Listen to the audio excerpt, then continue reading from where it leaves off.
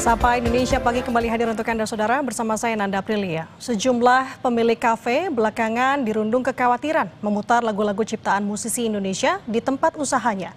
Sebab pemilik usaha tersebut akan dikenakan royalti sesuai dengan ketentuan.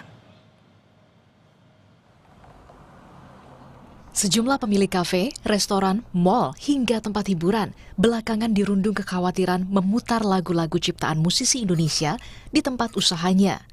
Pasalnya, mereka akan dikenakan royalti sesuai ketentuan. Guna mengatasi hal itu, salah satu kafe di kawasan Jakarta Selatan memilih untuk tidak memutar lagu-lagu ciptaan musisi Indonesia. Mereka memutuskan untuk menggantinya dengan musik instrumen. Peraturan itu sebenarnya saya baru tahu ini ya, gitu. Akhirnya ya udah kalau misalkan musisi Indonesia itu menetapkan untuk membayar royalti, ya kita stylenya instrumen atau enggak lagu-lagu barat aja, gitu. Berarti kalau menurut Mas nih harus bayar royalti lagi gimana itu? Kayaknya sih enggak pas ya Kak, karena kita di platform itu udah premium gitu. Saya pikir nggak perlu bayar royalti lagi gitu. Itu sih paling. Komisioner Bidang Hukum dan Ligitasi Lembaga Manajemen Kolektif Nasional atau LMKN Marcel Sihaan menyebut, polemik ini dapat diselesaikan dengan diskusi yang berlandaskan pengetahuan. Menurut Marcel, diskusi dapat menjadi salah satu jalan keluar. Kasus ini mencuat setelah salah satu gerai makanan di Bali harus berhadapan dengan hukum lantaran tidak membayar royalti. Hal itu pun merambat ke sejumlah tempat usaha seperti kafe, restoran, hingga tempat hiburan yang enggan memutar lagu-lagu ciptaan musisi Indonesia. Tim Liputan, Kompas TV. Untuk membahas soal royalti musik, Saudara, kita sudah terhubung melalui sambungan daring bersama dengan Agung Dharma Sasongko, selaku Direktur Hak Cipta dan Desain Industri Direktorat Jenderal Kekayaan Intelektual atau DJKI, Kementerian Hukum Republik Indonesia. Selamat pagi Pak Agung. Selamat pagi, Mbak. Sehat Pak? Sehat, Alhamdulillah. Alhamdulillah. Pak Agung, sebenarnya apa royalti musik dan tujuan dari kebijakan ini, Pak? Iya, sebenarnya kalau kita bicara royalti, royalti ini kan memberikan imbalan kepada pencipta atau pemegang hak cipta ya, karena atas pemanfaatan karya lagu atau musik yang digunakan untuk kepentingan komersial. Jadi sebenarnya kalau kita melihat dari ketentuan ini, sebenarnya ketentuan ini sudah sejak lama. Sejak ada Undang-Undang Hak Cipta tahun 82, itu juga sudah diatur bahwa ada penghargaan kepada pencipta atau pemegang hak dan pemilik hak terkait. Ya. Nah, jadi sebenarnya kalau kita melihat di dalam ketentuan undang-undang, ini sudah diatur sejak dulu, gitu ya. Dan juga penetapan royalti atau pembayaran royalti ini sendiri juga sudah ada sejak tahun 90. Nah, tahun 2014 Undang-Undang Hak Cipta yang tahun nomor 28 tahun 2014 itu klausulanya ditambahkan bahwa untuk penetapan royalti ada pengesahan dari kementerian atau dari pemerintah agar royalti ini besaran tarifnya itu sudah dikomunikasikan antara lembaga manajemen kolektif ya, lembaga manajemen kolektif nasional dengan pengguna atau user. Nah, seperti itu. Nah, jadi pengesahan itu sejak tahun 2016 sudah ada pengesahan, tapi kalau praktek pembayaran royalti sudah ada dari tahun 90 sudah ada itu. Oke, ini sebenarnya memang sudah diatur sebelumnya di UU Hak Cipta. Tapi kalau untuk Hak Cipta sudah ada sebetulnya. Untuk karya-karyanya sendiri memang untuk karya khususnya di Indonesia saja atau mungkin juga dari internasional atau seperti apa Pak Agung? Ya, sebenarnya praktik ini juga secara internasional juga ada. Jadi ketika pembayaran royalti ini tidak hanya untuk musisi Indonesia, tapi juga untuk luar negeri. Jadi ketika penarikan royalti yang dikenakan, ya itu juga sama saja kita juga membayar royalti untuk yang di luar negeri. Karena kan kita juga menyerahkan repertoar ke lembaga manajemen kolektif internasional di SISEK di internasional menyerahkan kepada mereka repertoarnya dan kemudian nanti mereka yang akan menarik kalau lagu-lagu kita digunakan di luar negeri. Nah, nanti setelah itu mereka akan memberikan kepada musisi kita yang ada di Indonesia. Itu mekanismenya dan sebaliknya.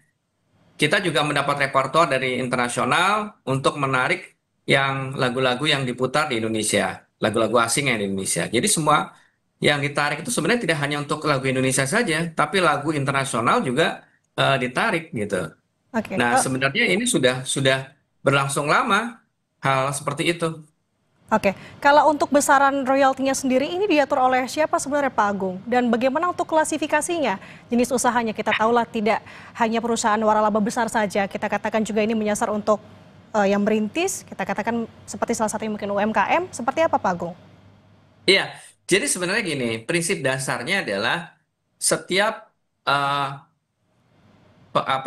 layanan publik bersifat komersial atau ruang-ruang publik yang menggunakan lagu atau musik untuk kepentingan komersial itu secara prinsip mereka harus membayar royalti.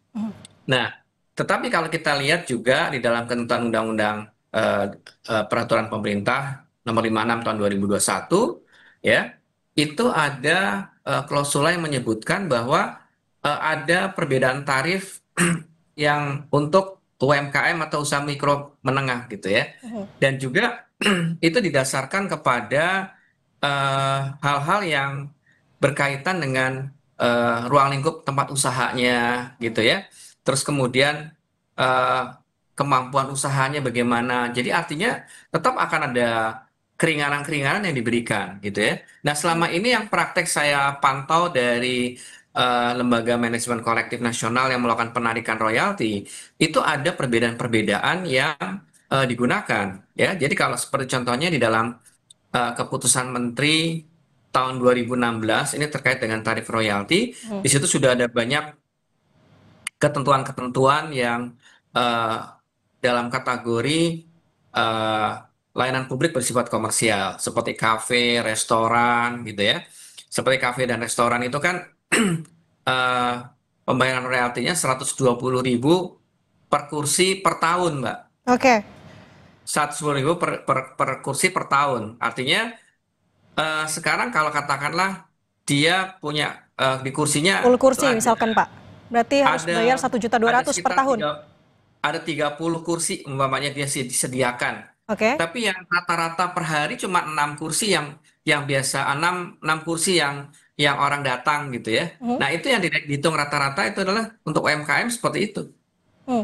Dilihat tingkat minimalnya gitu ya. Nah, atau mungkin ada hal lain lagi yang mungkin bisa disampaikan bagaimana keadaan tempat usahanya. Nah, ini kan hal-hal yang artinya bisa dijadikan sebagai patokan gitu ya. Dan sekarang ini kalau kita lihat eh, sudah cukup banyak ya tempat-tempat usaha ya yang membayar royalti ya. Hmm. Jadi kalau kalau berdasarkan data yang kita peroleh itu seperti contohnya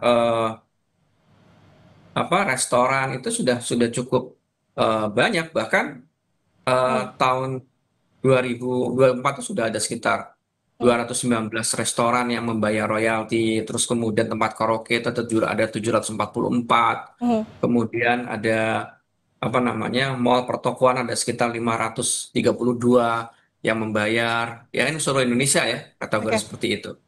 Artinya memang sudah banyak dari tahun ke tahun yang memang melakukan pembayaran royalti yang secara apa sejak lama sudah berlangsung gitu ya. Oke. Pak Agung, harus dikonfirmasi 120.000 ini memang diperuntukkan untuk perusahaan atau pelaku usaha yang memang memiliki usaha besar atau waralaba besar, atau juga ini menyasar untuk UMKM juga 120.000 per kursi? Iya tadi kan standarnya 120.000 per kursi ya untuk restoran ya contohnya Oke. gitu ya. Nah tapi kan tadi kalau untuk UMKM ada keringanan-keringanan lagi Oke. yang didasarkan pada tempat usaha, kemudian kemampuan berusaha itu kan juga dilihat oleh LMKN, Lembaga Manajemen Kolektif Nasional tuh artinya tidak serta-merta menyamakan dengan restoran yang sudah lebih maju gitu ya. tetap akan dilihat kemampuan usahanya, kemudian ruang lingkup usaha. Sebenarnya itu hanya dialog saja, nanti Oke. bagaimana kemampuannya itu kan dilihat, karena dalam peraturan pemerintah nomor 56 tahun 2021 dalam pasal 11 sudah dijelaskan eh, apa namanya untuk apa namanya ada keringanan untuk UMKM atau usaha mikro gitu ya. Oke, keringanan seperti apa Pak Agung? Katakanlah pelaku usaha ini mengalami kesulitan finansial, lalu bagaimana solusinya jika memang kondisinya Ya, seperti itu? itu tadi. Kalau ke apa kesulitan finansial, artinya dia juga baru buka usaha, Mhm. itu kan juga dipertimbangkan Oke, bagaimana gitu ya. Nah, artinya kita itu mungkin ada hal-hal yang mungkin bisa bisa dilihat apa namanya kemampuannya dan sebagainya gitu. oke. Kita tahu untuk hak royalti ini kewenangannya sebagian besar diatur oleh LMKN, seperti Anda tadi sampaikan Pak Agung. Sebenarnya bagaimana peran dari Ya, LMKN mengatur ini Pak Agung? iya. Jadi pertama yang harus saya sampaikan bahwa eh, penarikan royalti ini dilakukan murni oleh lembaga manajemen kolektif nasional. Jadi bukan oleh pemerintah. Pemerintah itu hanya melakukan pengawasan terhadap kinerja lembaga manajemen kolektif sebagai lembaga yang melakukan penarikan royalti. Jadi kedudukan dari lembaga manajemen kolektif nasional ini melakukan penarikan satu pintu atas pemanfaatan lagu atau musik yang digunakan untuk kepentingan komersial, untuk kepentingan apa komersial di layanan publik bersifat Oke. komersial pada ruang-ruang publik gitu ya. Nah, kemudian setelah itu ditarik dalam menggunakan eh, akun bank LMKN, kemudian mereka akan mendistribusikan kepada lembaga manajemen kolektif yang ada di bawahnya untuk diteruskan kepada pemegang hak cipta dan pemilik hak terkait seperti penyanyi, musisi, dan juga produser rekaman. Nah, seperti itu. Itu cara bekerja dan Hmm. kedudukan mereka seperti itu. Kami dari pemerintah hanya melakukan pengawasan. Jadi mereka harus lapor kepada pemerintah tentang apakah mereka sudah mendistribusikan secara benar dan kemudian sudah sampai kepada pemegang hak. Nah, ini merupakan tugas dan fungsi pemerintah untuk melakukan pengawasan. Nah, jadi ketika mereka tidak bisa perform, tidak bisa melaksanakan pekerjaannya dengan baik, maka ya pemerintah akan memberikan peringatan kepada lembaga manajemen kolektif nasional maupun lembaga manajemen kolektif yang ada di bawah LMKN. Gitu. Nah, ini ruangnya seperti itu.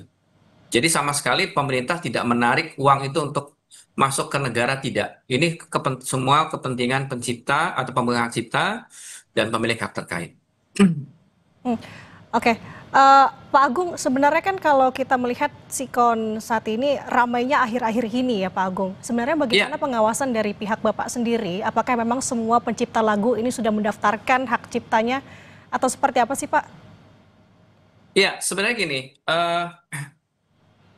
kalau kita melihat dalam eh, pembayaran royalti ini kan didasarkan pada eh, berapa banyak lagu yang diputar dan kemudian lagu tersebut didistribusikan kepada pencipta karena lagu tersebut digunakan atau dimanfaatkan oleh eh, apa layanan publik bersifat komersial tadi pada ruang-ruang publik. Nah, jadi eh, pendistribusiannya adalah berdasarkan tadi penggunaan yang digunakan di pengguna di masyarakat, ya. Jadi kalau sekarang penghitungannya didasarkan pada itu. Jadi kalau sekarang pendistribusiannya kalau kami lihat dari hasil apa namanya rekapnya memang sudah ada pendistribusian yang langsung kepada pemegang hak cipta. Hmm. Nah, memang sebenarnya kalau kita lihat dari angka yang didapatkan, kalau saya menganalisis dari laporan keuangan yang dilaporkan oleh LMKN, memang belum seluruhnya sampai ke seluruh Indonesia ya. Eh, untuk penarikan royalti ini mungkin belum belum dikatakan belum optimal gitu ya. Masih beberapa kota besar di kota-kota besar yang melakukan pembayaran-pembayaran royalti gitu ya. Jadi sebenarnya kalau umpamanya seluruhnya sudah apa namanya optimal, mungkin ini akan pembayarannya untuk pendistribusian kepada pencipta dan pemegang hak akan lebih meningkat lagi gitu. Nah, yang ini yang menjadi pertanyaan Pak Agung, sebenarnya bagaimana teknis dari LMKN sendiri untuk kemudian bisa melakukan pengawasan, melihat turun ke lapangan, menarik royalti tadi, kemudian didistribusikan kepada pencipta. Sebenarnya alurnya seperti apa Pak untuk LMKN? Ya, LMKN itu kan mereka pertama melakukan edukasi kepada masyarakat pengguna untuk ketika ada menggunakan lagu, penggunaan lagu itu kan bisa dalam berupa konser musik, terus kemudian ketika konser musik membawakan lagu orang lain itu juga merupakan bagian dari eh, penarikan royalti. Terus kemudian dan tarifnya kan juga ada itu untuk konser musik itu eh, tiket peserta tiket penonton dikali 2% gitu ya. Atau kalau dia gratis ya ongkos produksi dikali 2%.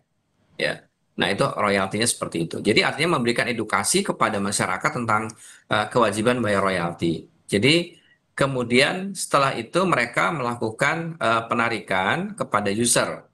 Dan tentunya tarif ini juga bukan serta-merta sepihak dilakukan oleh LMKN, tetapi LMKN dan bersama LMK itu melakukan pertemuan dengan user untuk besaran tarif, berapa sih tarif yang disepakati. Nah, setelah itu disepakati, maka itu akan disahkan sebagai pedoman untuk tarif, gitu.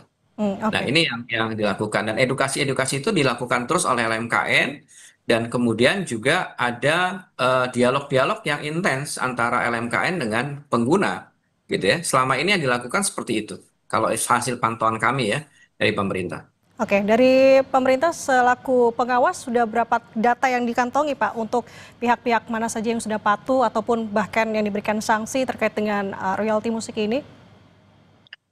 Ya, jadi memang kalau dilihat dari angkanya yang kita bisa lihat, eh, ini kan kalau kita melihat dari perkembangannya, kita bisa melihat bahwa masih ada di kota-kota besar yang rata-rata kota-kota besar yang eh, punya yang sudah banyak membayar. Hmm, Tapi kan mungkin di eh, kota-kota kecil atau daerah di pinggir-pinggir kota itu masih banyak yang belum melakukan pembayaran. Dan itu juga LMKN juga melakukan edukasi, dan kami dari pemerintah juga sebagai pengawas juga memberikan pemahaman juga bahwa hak-hak dari pencipta itu harus dihargai. Ketika kita menggunakan karya orang lain dan kita membayar royalti, kan kita memberikan insentif dan memberikan apresiasi kepada para pencipta lagu, ya, para pemegang hak cipta, kemudian para penyanyi, musisi, ya. Ini kan juga merupakan apresiasi kita kepada mereka. hmm. Kita bisa memberikan apresiasi kepada mereka dalam bentuk tadi royalti tadi.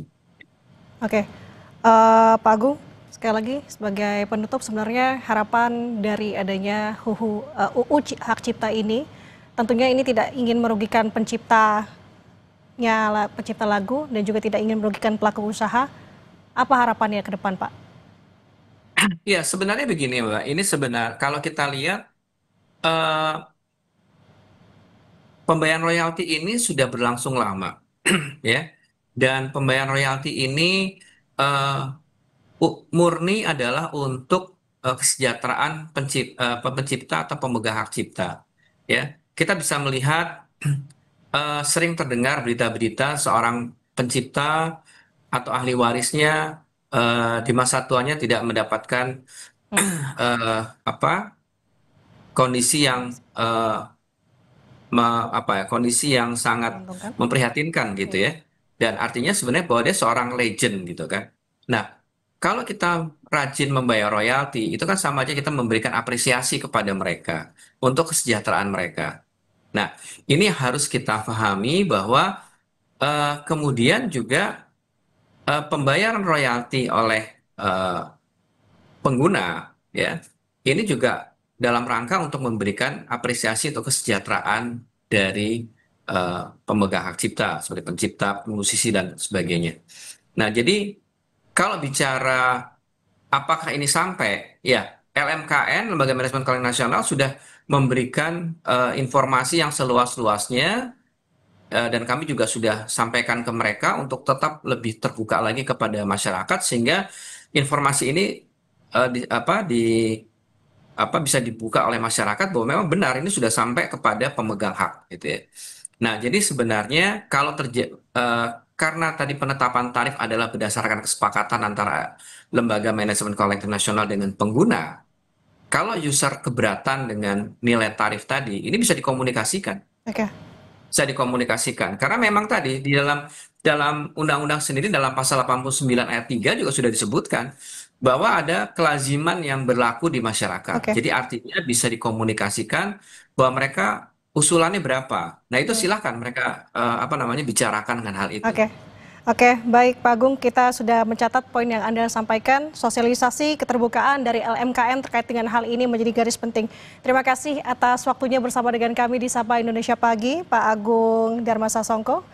Terima kasih, sehat selalu.